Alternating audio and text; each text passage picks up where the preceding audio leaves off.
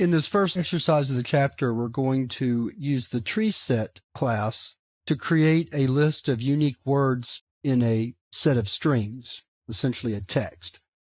I grabbed a paragraph out of Alice in Wonderland and put it into a Java program, and then we're going to create a set or a list of unique words in that text.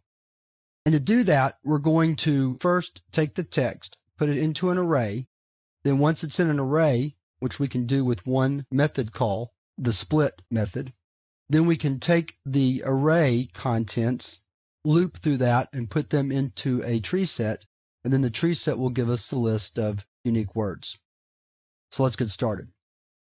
I've already started the program, just to save you the tedium of watching me put the text into a string. Let me adjust it on the screen here. There we go. So here's the paragraph that I chose. I took all the punctuation out to make it easier to parse the text, although we could do it with the punctuation. I just like to take it out. And so that each word is separated just by a space. And so what I did was I created one long string by using concatenation. That was the easiest way to do it. I could have put the text into a file and read it in from there, but I wanted you to be able to see the text at the same time you were looking at the program, so I did it this way instead. So the first thing we have to do is we have to take the text and put it into an array. We'll do that using the split method on the string variable. So split works by taking an argument, and that argument will be a delimiter, and then it's going to split each piece of data based on a space and put it into this array. So it's going to take either, put it into words, then it skips the space and gets the next word, the, puts it into the array, and so on and so forth. We can view the words by writing a for each loop.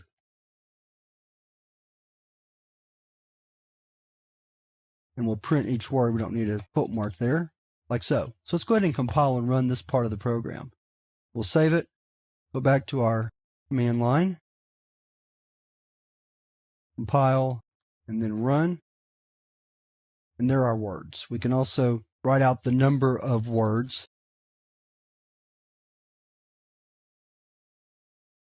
Total number of words. And call the length property. Let's compile and run it again. Let's clear the screen.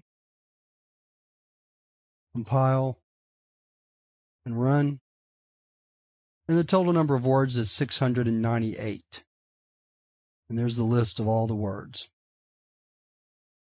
Now the next thing we want to do is go back to the program.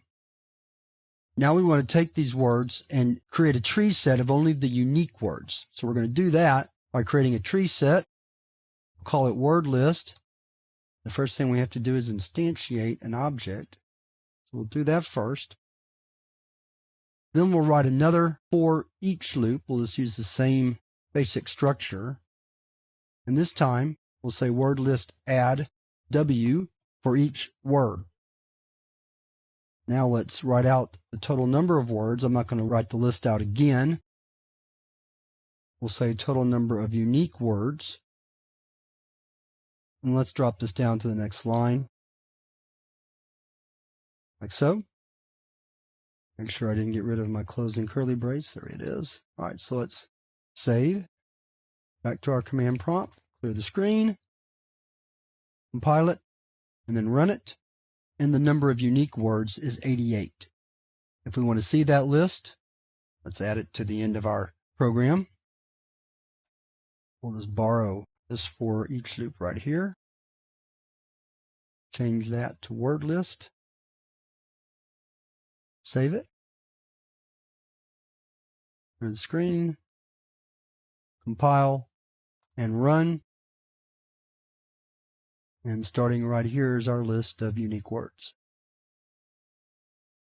So using the tree set to filter out duplicate words is a very efficient use of the tree set. And one of the reasons why we have collections like that is a lot of times we don't want to see every piece of data in a larger data set. We want to see the unique values.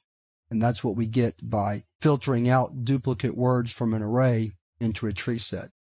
And with that, we're ready to move on to the second exercise where we're going to work with the priority queue to simulate a square dance.